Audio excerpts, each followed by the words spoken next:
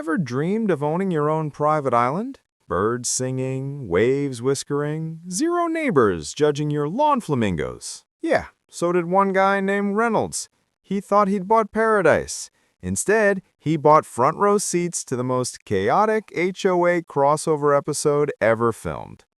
Picture this. It's a crisp morning, the kind where the only thing louder than the birds should be your coffee maker. But not today. Today, Reynolds wakes up to the soundtrack of Construction Chaos Volume 10. Bulldozers, drills, grown men in neon vests arguing about lunch breaks. He stumbles outside in pajamas thinking maybe he's dreaming. Nope, there's a literal industrial invasion happening on his front lawn. Cut to giant yellow bulldozers crashing through his garden fence like they're auditioning for Fast and Furious HOA edition. Flowers? Gone. Gazebo? Pulverized. Serenity? Deleted. He yells the only logical thing any of us would scream in that moment. "What are you doing on my property?" The workers shrug like, "Bro, we just build things," and keep digging. So Reynolds does what every calm, collected adult does. He calls the police. Comedic beat. The dispatcher says, "Sir, the HOA already has permits." Permits? For his island? That's like your neighbor showing up with a receipt saying they own your fridge. See, the Pinehurst Point Homeowners Association wasn't content with trimming hedges or banning pink mailboxes. Nope. They decided the entire community needed a green energy project. Noble, right? Save the planet, hug a tree, post it on Instagram. Except their plan involved slapping 172 solar panels on the eastern shore of his private island. Yeah, you heard right. 172 panels. That's not sustainability, that's villain lair decor. Transition punch. Enter the final boss, Judith Palmer, walking out of a glossy black SUV like she just stepped off a reality TV reunion episode. Clipboard in hand, smile sharper than the bulldozer blades. Reynolds storms over. "What are you doing on my property?" Judith, "Oh, we're just improving community assets." "On my property?" "Technically our property." She waves a contract so thick it could stop a bullet. Somewhere inside, buried in Section 8, Paragraph 12, there's a line saying the HOA reserves rights to waterfront access for community improvements. Translation, we can do whatever we want if it sounds eco-friendly enough. Narrator aside, remember kids, always read the fine print, because sometimes community improvements means surprise solar power plant next to your hammock. Judith's smile doesn't even twitch as another bulldozer takes out Reynolds' coffee gazebo. She's the type who'd compliment the flames while your house burns. Such a warm color palette. Reynolds calls his lawyer, Simon, who's probably eating breakfast, thinking, please don't let this be one of those weird HOA cases again. Spoiler, it is. Simon promises to look into it, which is legal speak for buckle up, this is going to be messy. Meanwhile, our guy's paradise is now a construction zone / dystopian art piece. Floodlights, generators, men yelling concrete mix across the lake. Peace and quiet? Gone. His retirement home dream has become the HOA's personal science fair project. Neighbors start whispering. One sweet old lady named Eleanor rows over like the wise NPC with exposition. She tells him Judith changed the rules after becoming president. That solar project was supposed to go on the community center roof, but your island gets better sunlight.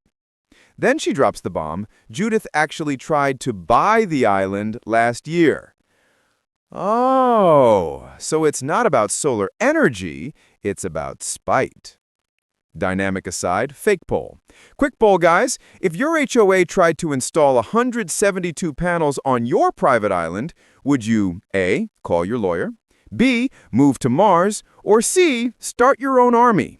Drop it in the comments. No wrong answers, only righteous anger.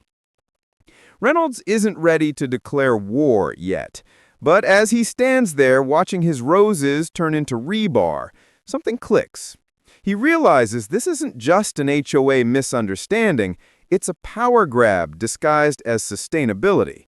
And he's about to become the reluctant hero in a saga nobody asked for, but everyone's gonna watch. He spends that night staring out at the glowing construction site. The reflection of those half-installed solar panels blinks across the lake like mocking eyes. The sound of drilling doesn't stop, not even at midnight. That's when he makes a silent vow. If they want a green war, he'll give them one. Sponsor-style joke interlude. Before the next fact, quick shout-out to our fake sponsor, Calm Before the Law, the meditation app for people who just got HOA fines for breathing too loud. Use code SHADE for 0% off because nothing's calm in this story. Transition to fact number 2. And that, dear viewers, is how one man's morning coffee turned into the opening battle of the solar wars. Because if there's one thing scarier than climate change, it's an HOA with a legal loophole. The paper trail that turned paradise into paperwork, and how one forged paragraph started the biggest HOA meltdown this side of the internet. All right, so remember how Judith Palmer, the HOA president / solar queen / walking fine print, said everything was legal? Yeah, about that. Reynolds calls his lawyer, Simon, who's basically the Gandalf of property law. This guy lives for the phrase, according to Section 9, subparagraph B. He spends a few sleepless nights buried under PDFs, coffee cups, and regret until he calls with a voice that says, plot twist incoming. So, bad news, technically that clause does exist. Good news, it shouldn't. Because here's the kicker, the document Judith waved around like it was the Constitution, forged. That section, 8.12, was added after the HOA got their hands on the final paperwork. No community vote, no signatures, no approval. Just a little light fraudulent editing from people who think transparency means we'll hide it better next time. And if that wasn't shady enough, Simon finds out something extra spicy. The clause wasn't even registered with the county. Translation? It's about as legally binding as a kid's pinky promise. Now, you ever notice how HOAs love throwing around words like bylaw and ordinance? It's like their version of saying abracadabra, except instead of pulling rabbits out of hats, they pull money out of wallets. Reynolds, our unintentional hero, isn't exactly a legal expert. He's just a guy who wanted to watch sunsets and grow tomatoes. Now he's suddenly starring in Law & Order Homeowners Unit. So Simon and Reynolds start digging deeper, looking for proof that Judith tampered with the documents. Turns out the covenant had been quietly amended after Judith became HOA president 3 years ago. And here's where it gets cinematic. Her husband owns the company doing the solar installation, and the HOA vice president, Karen, handles the maintenance contract. Boom. Nepotism, corruption, conflict of interest, party of 3. Judith didn't just install solar panels, she installed a family business pipeline. Real question, folks.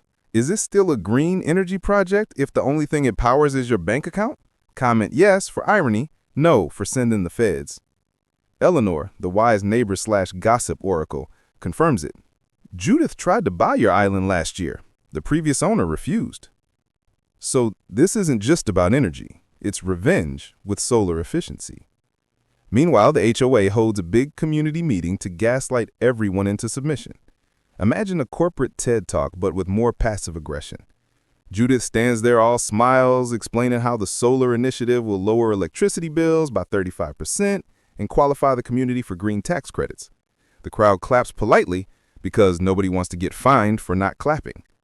Then Reynolds stands up in the back like the movie hero who's had enough nonsense. Did anyone here approve this on my island? The room goes silent. Judith tilts her head like a cat who's about to knock your mug off the counter. Mr. Reynolds, please wait to be recognized before speaking. The HOA vice president, Karen, armed with sunglasses that probably cost more than a semester of college, stands and says, "Point of order. New homeowners need to learn how things work here." Translation, sit down, newbie. Reynolds doesn't. He fires back. By community first, do you mean steal my property and call it progress? Karen doesn't blink. She smiles. The kind of smile that could curdle milk. You should have read what you signed. Ouch. That's HOA code for we got you. Security walks him out. And as he leaves, he spots Eleanor in the crowd. Eyes wide, jaw tight. She knows something's rotten in Pine Rest Point. Now, if this were a normal person, this is where they'd give up, move away, and start a YouTube channel about minimalist living. But Reynolds? Nah, he's in too deep. This isn't just about property lines anymore. It's about principle. And maybe, just maybe, revenge. This HOA Meltdown is brought to you by NotMyProblem.com, the website where you upload your HOA finds and strangers on the internet roast them for free. Because healing starts with humor. Later that night, Reynolds gets another call from Simon. So, the amendment looks fake, but proving it will take time. They'll just claim it was approved verbally. By who, I ask. Simon sighs. Whoever Judith's husband tells them to. Reynolds realizes something terrifying. The HOA has all the cards, the power, the connections, the legal maze. And he has a ruined garden and some righteous fury. But that night, staring at the lake lit up by half-finished solar panels, he decides if the law won't save him, maybe nature will. Because next comes the part where our hero stops arguing with paperwork and starts fighting back with photosynthesis. The lawyer, the loophole, and the lies. We're talking secret amendments, small-town corruption, and the first sparks of the rebellion that would turn this HOA trauma into a full-blown eco-war. All right, folks, when we last left off, Reynolds had just discovered that his HOA's green energy project was less about saving the planet and more about saving Judith's husband's retirement fund. But here's where our guy levels up, from confused homeowner to full-blown legal vigilante. Simon, the lawyer, bless his caffeinated soul, is knee-deep in county paperwork. He's digging through dusty archives like Indiana Jones, except instead of lost artifacts, he's searching for missing signatures. And finally, he finds it, the original covenant. No mysterious Section 8.12, no waterfront access rights, just pure HOA-free tranquility. So, what does this mean? It means Judith and her gang didn't just overstep, they went full office Photoshop. They literally edited the covenant, printed new copies, and pretended the universe always looked that way. Like HOA gaslighting on a galactic level. Simon calls Reynolds, practically yelling in the phone. It's fraud, straight up fraud. But proving it, that's another story. Because apparently, fraud in HOA language translates to creative interpretation. At this point, Reynolds has two options. Lawyer up and drown in paperwork, or channel his inner chaos gremlin and go full vigilante gardener. Spoiler alert, he chooses option 2, but we'll get there. First, though, Simon digs even deeper and uncovers even more dirt. Judith didn't just rewrite the rules, she greased a few palms. The HOA board meeting minutes show the solar deal went to a company called SUNT Industries. Guess who owns it? Judith's brother-in-law. And because karma apparently runs on HOA time, guess who handles the maintenance contract? Karen's brother. Oh no, how shocking! Corruption in an HOA? Who could have seen that coming? Besides literally everyone who's ever lived under one. Simon's digging turns up even more nonsense. The cost of the solar installation? $438,000. The actual market rate? Around $300,000. So where's the extra $138K? Somewhere very sunny, very offshore, and very illegal. Quick audience check. What's more powerful, solar energy or unchecked HOA ego? Vote now in the comments. Loser gets banned from the community pool. While Simon plays legal detective, Reynolds tries diplomacy. He emails the HOA, attends another meeting, and politely requests documentation. Judith's response? We're disappointed by your selfish attitude. Selfish? The man just wants his island not to look like Elon Musk's side project. Then Karen pipes up again, sunglasses indoors, latte in hand, energy of someone who's never heard the word humility. Besides, we let you keep your boathouse, even though it's 6 inches taller than regulation allows. Boom. Threat disguised as generosity. classic HOA playbook move. Reynolds realizes he's being watched. Like, literally. The HOA starts photographing his property for violations. One day it's unapproved flower beds. Next day it's illegal mailbox vibes. It's harassment in pastel stationery. But that night, amidst all the flashing maintenance lights and echoing construction sounds, Reynolds has his first epiphany moment. He looks across the lake at the panels blinding his windows and mutters, "If they can weaponize sunlight, I can weaponize shade." Cue the cinematic drum roll. Reynolds' brain starts connecting dots faster than Judith connects kickbacks. Trees. Big ones. Lots of them. Enough to block every single ray hitting those smug solar panels. This isn't vandalism. This is eco-rebellion. Dynamic intermission, fake sponsor gag. Before we get too excited, today's chaos is sponsored by Treevenge, the only app that lets you track your emotional growth and your foliage density, because revenge is best served leafy. Narrator picks up the energy again. So Reynolds calls up Eleanor, the gardening legend next door. She's the kind of grandma who could smuggle an entire greenhouse under a trench coat. "Eleanor," he says, "I need fast-growing trees." She smirks. "I thought you'd never ask." Turns out, Eleanor's been propagating her own batch of hybrid poplars and empress trees for years, supercharged with her secret fertilizer mix that makes them grow like gossip in a small town. Reynolds withdraws his savings, loads 200 seedlings onto his boat, and sails back to his island under cover of darkness. It's time to go full photosynthesis Batman. By sunrise, he's already planted 30 trees in strategic rows, each one positioned to eventually cast a perfect shadow over Judith's precious solar farm. It's poetic. It's petty. It's perfect. But as the first rays of dawn hit his shovel, a flashlight cuts across the shore. "What are you doing out here?" a security guard demands. Cut. Muddy. Busted. Reynolds freezes. Late night gardening. Cooler temperatures, you know." The guard squints. "Those look like trees." Reynolds, without missing a beat. "Decorative shrubs." Honestly, give this man an Oscar. The stare stares for a long moment, then sighs. "My grandfather lost his farm to a development project once.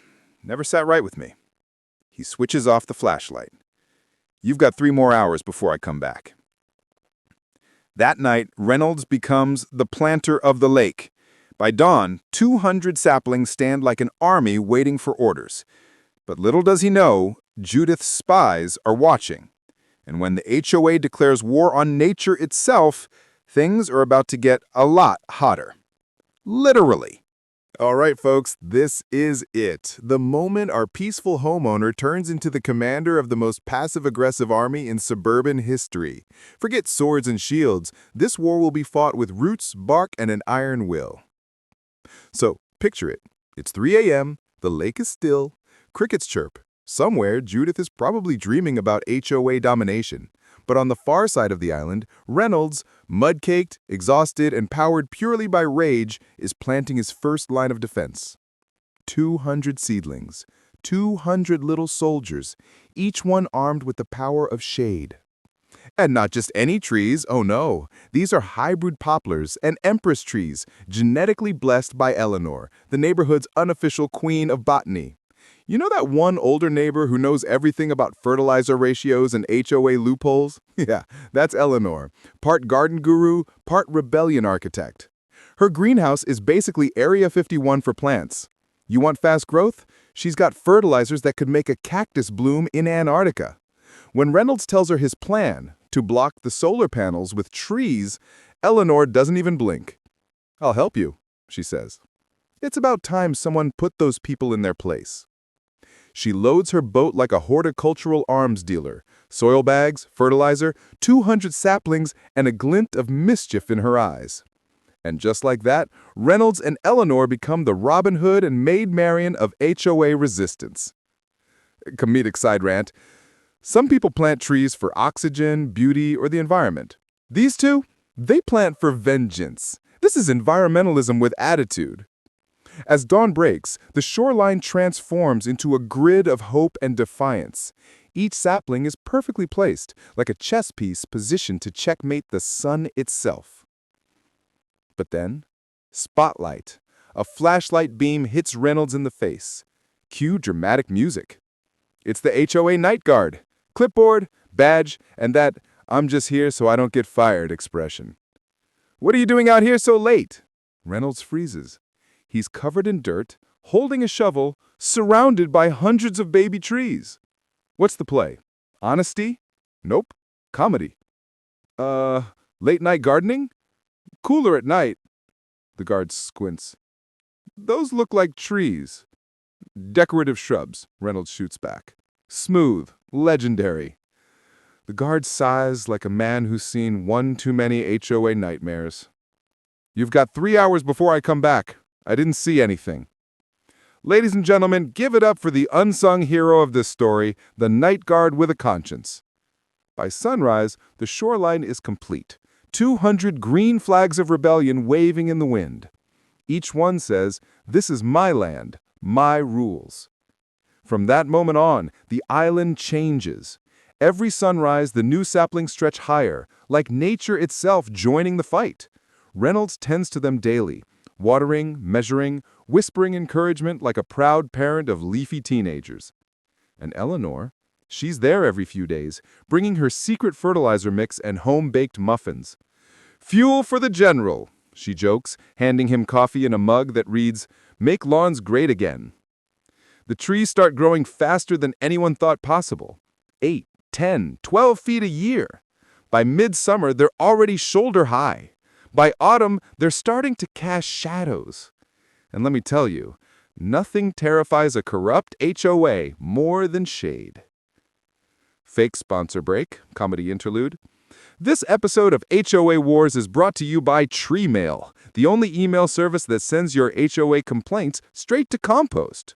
Use promo code photosynthesis for a 0% discount and a free leaf. Narrator returns, faster pacing. Of course Judith and Karen notice, because villains in every HOA drama have one superpower, an unnatural hatred of joy. Karen storms down to the dock one afternoon, heels sinking in the mud, sunglasses perched like a battle helmet. "These trees violate Section 12.4 of the Landscaping Covenant." She barks. Reynolds, leaning on his shovel, barely looks up. "Really? Because Section 5.7 says homeowners can plant native species for erosion control. You're welcome." Karen's jaw tightens so hard you can hear it. "The board will vote on this tonight." "Cool, I'll bring snacks." She storms off, mud splattering her designer shoes. Somewhere in the distance, Eleanor cackles. Dynamic poll bit, audience engagement. Okay, audience poll, what's the better revenge, lawsuits or landscaping? Drop your vote in the comments. And bonus points if your HOA once tried to fine you for owning grass taller than 6 inches. Meanwhile, Reynolds gets an anonymous email. Subject line, "Not everyone supports Judith." Attached, meeting minutes from 2 years ago showing the board never approved solar panels on his island. Boom, paper trail equals ammunition. That night's emergency HOA meeting turns into a full-blown drama show. Judith accuses him of malicious vegetation placement. Reynolds counters with receipts. He projects the minutes on the wall like a mic drop moment. The crowd gasps, someone clutches their pearls, and Karen looks ready to spontaneously combust. Neighbors murmur. Some even clap. For the first time, Judith's power wobbles. Eleanor smiles in the back, whispering, "That's my boy." But the war isn't over. Because when bullies lose control, they don't surrender. They escalate. And soon, the HOA will bring chainsaws, bribes, and literal fire to the fight. Where the board crosses every line imaginable, and Reynolds learns just how far people will go to protect their power and their panels. If the story so far has been angry homeowner plants trees, this chapter is where it officially becomes corporate supervillains lose their minds. Because after the tree army started casting those first glorious shadows, Judith and her HOA Council of Chaos snapped. The moment sunlight stopped kissing their shiny new solar paddles, something inside them broke. You could practically hear it. We must destroy the trees. Yeah, you heard right. These people looked at oxygen-generating, eco-friendly, community-improving trees and decided they were the enemy. Karen, the vice president with sunglasses permanently glued to her face, shows up to Reynolds' door like she's in a soap opera. She's got a clipboard, a grim smile, and enough perfume to trigger the wildlife. "Mr. Reynolds," she says, "those trees violate Section 12.4 of the Landscaping Covenant." Reynolds sips his coffee, unbothered. "You mean the one that says I can't plant alien flora or hazardous vegetation? Pretty sure trees don't count as hazardous, unless you're allergic to losing power." Karen's smile twitches. You can practically see her eyes start to glitch. "You'll face significant fines if they're not removed." "Perfect," he replies. "I'll pay you in acorns." And just like that, diplomacy died. That night, he gets a letter. Certified, of course, because HOAs love sending mail more than they love logic. Inside, a notice of daily fines, $200 a day for unapproved landscaping modifications. Translation, you planted trees. We hate that. But our man doesn't back down. He doubles down. Eleanor's back with reinforcements, more fertilizer, more seedlings, and tea that could fuel the revolution. Together, they nurture the army until it's growing so fast it looks like time-lapse footage on steroids. Remember when this was about solar energy? Yeah, that dream's gone. At this point, we're in full-blown eco-civil war. Meanwhile, Judith and Karen start playing dirty. Fines increase. HOA patrols start showing up more often, measuring fence heights, photographing lawns, randomly inspecting mailboxes. One guy even counts Reynolds' flower beds twice. It's intimidation theater, and the whole neighborhood's watching. Some neighbors whisper support, others avoid eye contact like he's contagious with non-compliance. At one point, a woman at the community pool leans over and mutters, "We agree with you, but if you cross Judith, your kid loses pool privileges." Then she dives underwater like she just leaked government secrets. This HOA meltdown is brought to you by Petty Energy, where every watt of power comes from pure spite. Available exclusively in neighborhoods with too many bylaws. But our man's still playing it cool, until he gets another knock on his door. Karen again, this time vibrating with rage. "Remove those trees immediately," she barks. "They impact community assets." Ah, yes. By community assets, you mean your illegal solar farm? Karen stammers something about collective benefit, which sounds suspiciously like my brother's maintenance contract. And just when you think this can't get crazier, ding! A new anonymous email lands in Reynolds' inbox. Subject line, "Truth Inside." He opens it. Inside, meeting minutes from 2 years ago showing the HOA board voted to install the panels on the community center roof. No mention of the island? None. Boom. The entire solar project is illegitimate. Reynolds prints everything and marches straight to the next HOA meeting like a man walking into a boss battle. The community center is packed, neighbors whispering, Judith up front pretending to radiate serenity while Karen adjusts her sunglasses indoors. Judith slams the gavel. Mr. Reynolds' trees were planted maliciously to obstruct solar access. Smirks. Funny because these minutes say the panels were never supposed to be on my island. Want me to read them aloud, or should I just email Channel 7? The crowd gasps. Eleanor's grinning in the back like Yoda watching Luke pull off a perfect cyber lightsaber move. Judith tries to recover. Plans evolved. Reynolds fires back. Without votes or permits, you mean? That's not evolution, that's corruption with extra steps. People start murmuring. One older man stands up and says, As former treasurer, I recall we needed a 75% approval vote for expenditures that big. I never signed off. Judith's smile finally cracks. We had emergency authorization. From who? Several voices shout.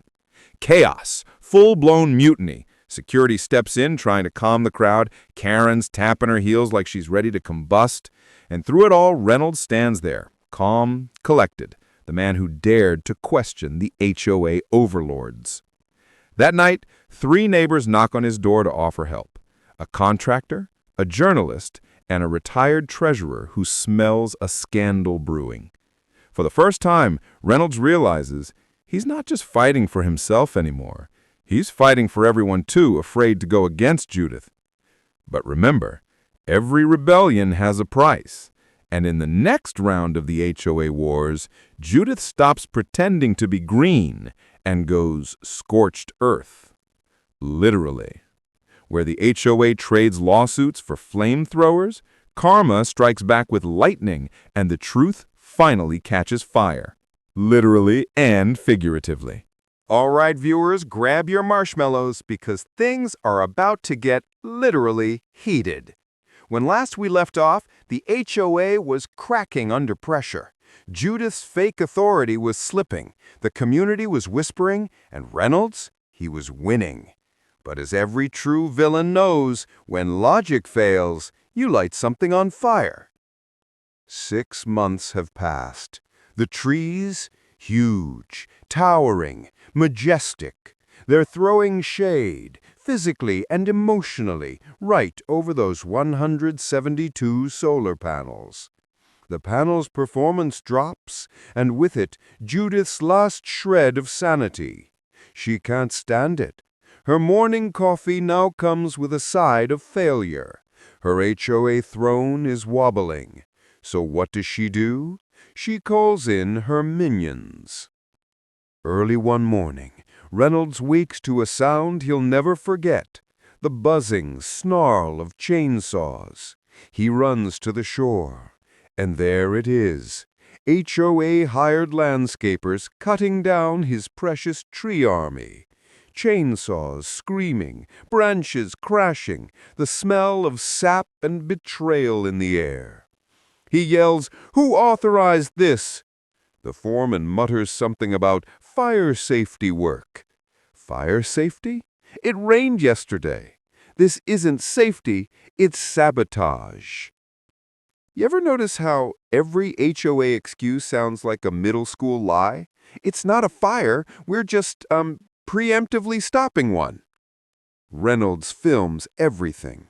His trees falling, the workers avoiding eye contact, the total destruction. That night, his island looks like a battlefield. He calls Simon, his lawyer. They burned them down. Simon's silent for a long moment. That's arson, Reynolds. That's criminal. But before they can even file charges, Mother Nature herself steps in. Midnight. Storm clouds gather. The lake shimmers with lightning. Reynolds stands by the window, watching flashes illuminate the ugly metal panels that replaced his trees. Then, crack! A lightning bolt strikes the main solar control box. Boom! Lights out. Panels fried. The air smells like ozone and poetic justice. Reynolds stares in awe. Even the heavens have joined the rebellion. This cosmic karma moment is brought to you by Nature TM, reminding humans who's really in charge since forever. Morning comes. The storm's past, but the destruction remains. Dozens of panels are shattered, frames twisted. It's like nature dropped the mic. And then his phone buzzes. An anonymous text. Check your email. Evidence about the fire. He opens it. Photos. One of Karen handing an envelope of cash to Derek, the maintenance boss. Another of an order with Judith's signature. Remove trees by any means necessary before inspection. Boom! Proof. Not rumors, Not theories, evidence. Reynolds' heart's pounding. This isn't just shady HOA stuff anymore. It's straight-up criminal conspiracy. And just when he's about to call Simon, ding! Another notification. Emergency HOA meeting, attendance mandatory. Because of course it is. Nothing says we didn't commit arson like hosting a public meeting 24 hours later. Reynolds grabs his phone, his printed evidence, and sails to shore. The community center's packed, neighbors whisper, cameras flash, local news vans outside. Judith, missing. Karen, sitting front row, smug as ever. Sunglasses indoors again because villains have to stay on brand. The HOA lawyer, Harold, looks like he hasn't slept in a week. He clears his throat.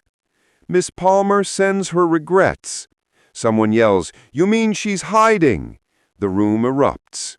Karen grabs the mic. "Everyone calm down. As vice president, I'll run this meeting. First order of business, fines for Mr. Reynolds for damage to community property." Reynolds stands up, calm, cool. "Damage? You mean the lightning? I didn't control the weather, Karen." The crowd chuckles. Karen's jaw tightens. "You deliberately sabotaged the array." He connects his phone to the projector. The screen lights up. Photo number 1. Karen handing Derek cash. Gasps. Photo number 2. Judith's signed order to remove trees by any means necessary. Boom! Chaos. Karen lunges for his phone, but Harold, bless his stressed-out heart, blocks her. "The chair recognizes the island resident," he says firmly. And then, plot twist of the century. The back door bursts open. In walks Margaret Thompson, former HOA treasurer, silver hair, eyes blazing, folder in hand. Right behind her, the district attorney. "Good afternoon," says the DA, deadpan. "We're investigating fraud, property destruction, and misuse of funds." Karen freezes. Someone in the back whispers, "Oh, it's over." Margaret steps forward, opening her folder like she's unveiling the final boss weapon. "The solar project cost 3 times market rate. The contractor? Judith's brother-in-law. The kickbacks? Deposited offshore." Cue collective gasp. Karen tries to bolt, but the cops are already at the doors. Judith's husband arrested earlier that morning. Imagine surviving HOA bake sales and then getting taken down by your own solar receipts. By the end of the meeting, the board's dissolved. The DA freezes the HOA's accounts, Karen screaming, "Judith's MIA." And Reynolds? He's standing there in disbelief, surrounded by cheering neighbors. Eleanor leans on her cane and grinning. "Told you those trees would grow justice." But the story doesn't end there, because after every storm comes new growth, and this time the island will rise greener than ever. The meeting that ended the regime. If the last chapter was fire and lightning, this one's the aftermath. The storm that finally wipes out the HOA's empire of nonsense. Because when the truth finally explodes in public, even the most power-hungry board can't duct tape the pieces back together. The community center is chaos. Reporters crammed in the back, residents whispering, phones out recording every word. The air smells like burned nerves and stale coffee. Karen, still pretending she's in charge, adjusts her sunglasses like armor. Harold, the HOA lawyer, looks like he's seen the ghost of every bad decision he's ever made. And Reynolds, calm, collected, standing front and center with the patience of a man who survived 6 months of HOA insanity. Harold clears his throat, voice trembling. "Miss Palmer will not be joining us today." Someone yells from the back, "Yeah, because she's in handcuffs." The crowd erupts. Karen slams the gavel. Bang, bang, bang. "Order! Everyone calm down. As acting president, I'll handle this meeting." Oh, sure. The woman just caught on camera bribing a contractor is now the acting president. That's like putting a raccoon in charge of the trash cans and then being shocked when everything's on fire again. Karen announces the agenda with fake confidence. First order of business, voting on fines against Mr. Reynolds for damages to community property. Reynolds raises an eyebrow. You mean the solar panels the lightning hit? Are you fining me for thunderstorms now? Laughter ripples through the crowd. Karen's cheeks flush red under her designer foundation. She sabotaged the array, she snaps. No, Reynolds says, plugging his phone into the projector again. You did. Boom. Photos, receipts, Judith's signature authorizing tree removal by any means necessary, Karen's payoff pictures. Gasps echo like fireworks. Harold, the lawyer, actually takes off his glasses and rubs his temples like he just realized his life choices led him here. Then the door opens and in walks Margaret Thompson, the retired treasurer, followed by the district attorney herself and 2 officers. Cameras flash. The DA takes the mic. We have evidence of fraud, document forgery, and misuse of HOA funds totaling over $130,000. Karen tries to stand, but the officer gestures her to sit. Please remain seated, ma'am. You ever see an HOA villain deflate in real time? It's beautiful. It's like watching a balloon of arrogance finally meet the sharp pin of justice. The DA keeps going. Suntech Industries, the company hired for the solar installation, is owned by Judith Palmer's brother-in-law. The HOA paid triple the fair cost. The remaining funds were funneled offshore through a fake maintenance company run by Karen's brother. The crowd collectively gasps again. A few people actually boo. One guy yells, "I knew those HOA dues were too high." Margaret steps forward, calm and cool as an old-school detective. As former treasurer, I still have copies of every amendment, every vote, every payment record. The signatures on the solar contract were forged. This entire project was illegal. Karen mutters, "You can't prove any of that." The DA smirks. Already did. Cameras flash. The crowd cheers. Someone actually starts clapping. If this were a movie, the camera would pan out here, slow-mo, the hero in soft lighting while inspirational music plays, and Karen is escorted out in handcuffs trying to yell something about bylaws. The DA shakes Reynolds' hand. You did good, Mr. Reynolds. Most people wouldn't have fought this long.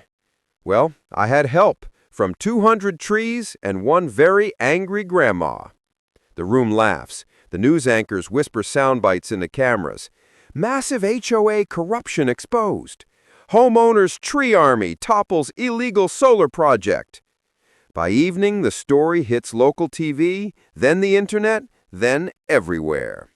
HOA installs 172 solar panels on private island, gets destroyed by trees.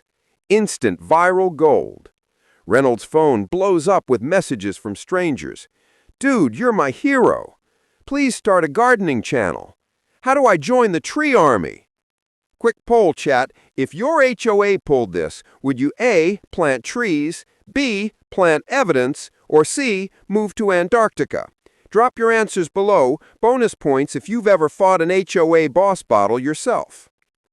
But while the villains fall, our story's not quite over. Because even after the fires, the fines, and the headlines, there's still one thing left to rebuild. Paradise itself, the rise of a new community, where the island heals, the neighborhood reforms, and our hero proves that sometimes the best revenge is growth. When the dust finally settled and the last news van rolled away, Sapphire Lake Island looked like a war zone with a view. The solar panels were scorched, the bylaws were shredded, and the HOA that once ruled by fear had officially self-destructed. Reynolds sat on his porch, coffee in hand, staring at the blackened remains of his trees. For the first time in months, there was silence. No generators, no drills, no HOA patrol measuring mailbox angles. Just wind, birds, and the distant hum of peace. It's funny. The same people who said one man can't beat the HOA were now sending him muffin baskets and thank you notes. Because when the smoke cleared, the county seized Judith's illegal contracts, froze the accounts, and sold off the leftover panels. The profits went toward community repairs and, ironically, new tree plantings. Talk about poetic justice with the green tint. The new board, yes, a new one, was formed by volunteers who actually believed in community. No more secret meetings, no more midnight amendments, and definitely no more solar takeovers. Their first act, rewriting the covenant so it actually protected homeowners, not dictators in cardigans. Rule number 1, private property stays private. Rule number 2, all big projects need 75% approval. Rule number 3, meetings must include snacks. Eleanor insisted on that one. Reynolds helped draft the new rules but refused the title of president. He said, "I'm retired from politics and paperwork." Instead, he became the unofficial peacekeeper. Whenever minor disputes broke out, fence heights, mailbox paint, whatever, someone would say, "Let's ask the tree guy." Because nothing says authority like the man who once defeated bureaucracy with gardening tools. By spring, his island was green again. The surviving trees grew thicker, taller, stronger, living monuments to persistence. The burned stumps gave way to new seedlings, and Eleanor, of course, brought her fertilizer magic. The air smelled of soil, rain, and vindication. One afternoon, Thomas, the contractor neighbor who'd once betrayed him, showed up carrying lunch. "Figured I owed you a sandwich at 10, he said. They sat by the dock eating turkey subs and laughing about how the whole saga sounded fake even when you lived through it. Thomas said, "When I first complained about the glare, I never thought we'd end up on the news." Reynolds said, "Yeah, me neither. I just wanted to drink coffee without getting sunburned indoors." Eleanor paddled over with lemonade and her usual sass. "You two gossiping or working. These trees don't admire themselves, you know." They laughed. For once, the lake didn't echo with construction, only conversation. It's weird how quickly peace feels foreign after months of chaos. Reynolds realized he didn't miss the fighting, he missed the purpose. The war against the HOA had turned him into something bigger than a homeowner. It had made him part of a community that cared again. The local paper ran one last headline. HOA fraud case. Former officials sentenced. Judith, 18 months for fraud and forgery. Karen, probation and a lifetime ban from serving on any HOA. The rest quietly vanished from the neighborhood like weeds pulled from a garden. This happy ending is brought to you by Photosynthesis TM, the only self-care plan that involves sunlight, growth, and 0 HOA meetings. Reynolds' story went viral, millions of views, endless memes. The internet dubbed him the Leaf Defender. Gardening stores sent him free tools, a tree nursery chain offered a sponsorship. He politely declined the influencer life, though he did upload one video titled "How to Block Corruption with Shrubs." In the clip, he smiles at the camera. Sometimes doing the right thing isn't flashy. Sometimes it's just planting one tree and not letting anyone cut it down. Cue soft music, a slow drone shot of the island, the sun filtering through the leaves that survived. 3 months later, the community center finally installed those solar panels where they belonged. The power bills dropped, the tax rebate kicked in, and for once, everyone actually agreed on something. Kids played by the lake again. The elderly couple down the road built a small greenhouse. Even Harold, the ex-lawyer, started a gardening club called Legal Leaves. Attendance surprisingly high.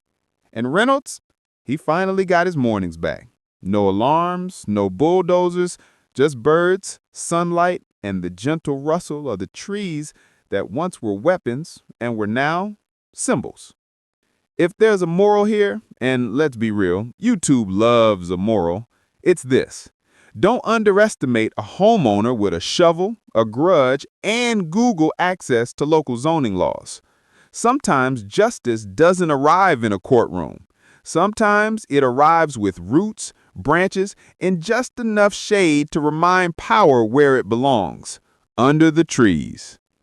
So if you enjoyed this saga of solar scams, shady bylaws, and literal shade, hit that like button till your HOA sends you a warning letter. Drop a comment with your own HOA horror story and subscribe to HOA-WARS, where we turn suburban chaos into cinematic justice. Because around here, we don't just fight back, we grow back.